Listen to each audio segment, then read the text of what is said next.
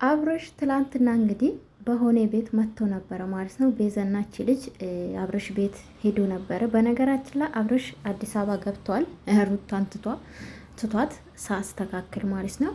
እኔ ትላንትና ጋሽን መናገር አልፈለግኩም፣ እውነት ለመናገር ለዛ ነው ጸጥ አልኩት እንጂ ሻወር ከራስ ይጀምራል ይባል አይደለ? እኔ ሩታ ጋር የሚሄዱት በጣም የሚገርመኝ ለምንድን ነው? እኔ እኮ አብርሽ ነው ያጠፋሉ አይደለ? ለምንድን ነው አብርሽን የማይመክሩት የማይመልሱት ነው? ከልጅቷ ጋር ያለው ነገር ለምን እንዲያቆም የማይደረግ ነው? እኔ ግራ አይገባኝ። ለማንኛውም እኔ ጋሽን መናገር አልፈልግም እንደሌሎቹ እውነት ለመናገር ለዛ ነው ትላንትና ምን ያላልኩት። እንግዲህ አብርሽ ትላንትና ከዚህ በኋላ ትዳር በቃኝ ሳላቅ በልጅነት ምንኝ እንደ አገባው አላቅም።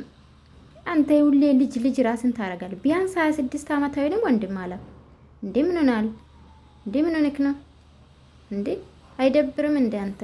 ለነገሩ እኮ እኔ ከዚህ በፊትም ብያለሁ። እግዚአብሔር ይመስገን በዛ ሰዓት በጣም የምትሰድቡን ልጆች ነበራችሁ።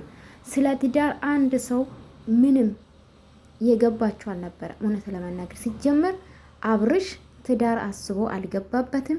ሩታም ትዳር አስባ አልገባችበትም። በእናንተ ግፊት ነው የልጅቷም ህይወትም ያበላሻችሁ። እውነት ለመናገር በተለይ ተጠያቂ ናችሁ። ከዚህ በፊትም ብያለሁ።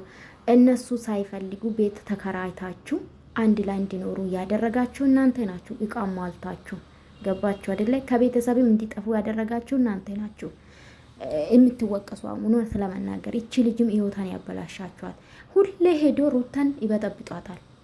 እኔ ለምንድን ነው ልጃቸው መመለስ ያቃታችሁ? እችም ትልቅ ሴትዮ ማለት ነው። ዝም ብላ ለራስሽ ጥቅም ነው እንጂ ለራስሽ ዩቱብ ለማማቅሞቅ ነው እንጂ ታውቃለሽ። ከአብርሽና ከሩታ ጋር ስትመጪ ላይክ እና ብቻሽ ስትመጪ አንድ አይደለም። ለራሳችሁ ጥቅም ነው። አንድ ሰው ስንት አመት ሙሉ አንድ ህይወት ማስተካከል ያቅታችኋል።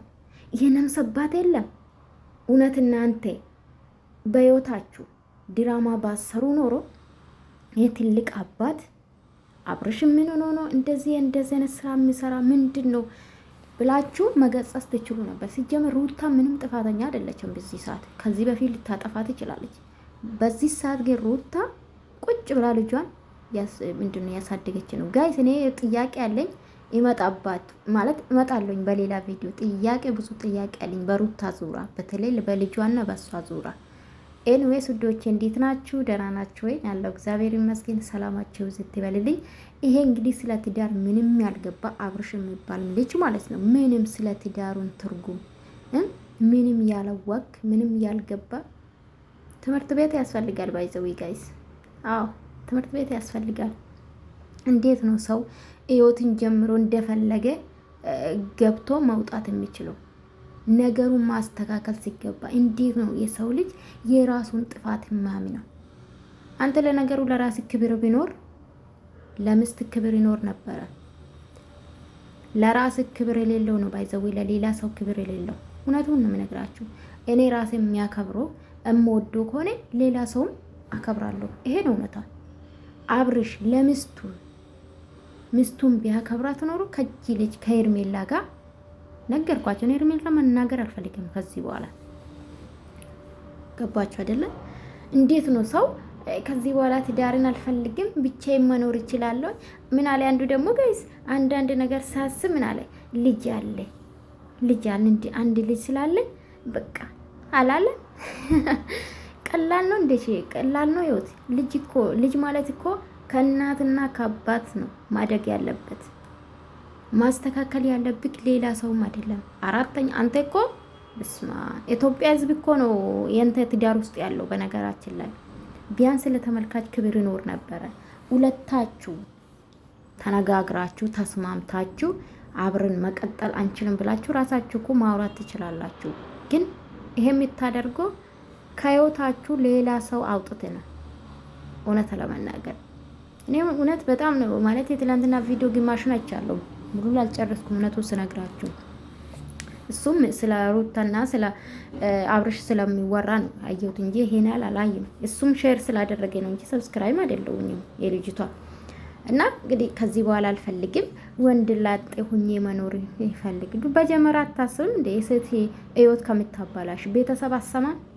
ቤተሰብ ማለት ቤተሰብ ልጅቷ ሲቆጣት ሄዜ ከሚጠፋ ወይም ደግሞ በተመልካች በሩቅ ባለ ሰው ሁሌ በሰው እንደተመራ አብርሽ በተለይ አንድ አይዲያ እንኳን የለክም እኮ በሰው እኮ እንዲህ በዚህ ሰዓት አንተ በጓደኛ ነው የተራመድክ ያሉ። በተለይ አቤልና ብሩኬ ህይወትክ ያበላሹ ነው፣ እየጠቀሙክ አይደለም።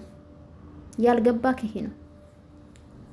ሲጀምር ሩታን ጀጅ ማድረግ አትችልም። ባይዘው ከራስህ ሻወር ጀምር። አንተ ንጹህ ስትሆን ነው ሰው ንጹህ እንዲሆን የምትጠብቀው። የሰው ልጅነት ልታጠፋ ትችላለህ፣ ግን ከጥፋት መማር አለብክ። ምንድነው አጠፋሁት፣ ምንድነው አደረኩት ብለህ ቆም ብለህ እንደ ሰው ማሰብ። ዝም ብሎ ግድግዳ ላይ ፎቶ ስለተለጠፍክ ብቻ ያስጠላል።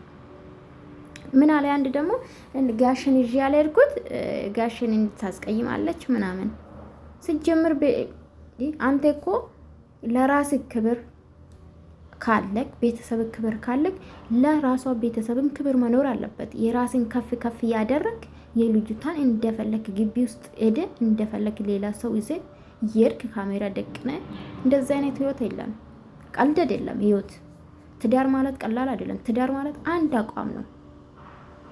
አቋም ማለት በቃ ኃላፊነት፣ ትልቅ ኃላፊነት ነው ማስተዳደር የሚችልበት። እና በጣም ነው የገረመኝ።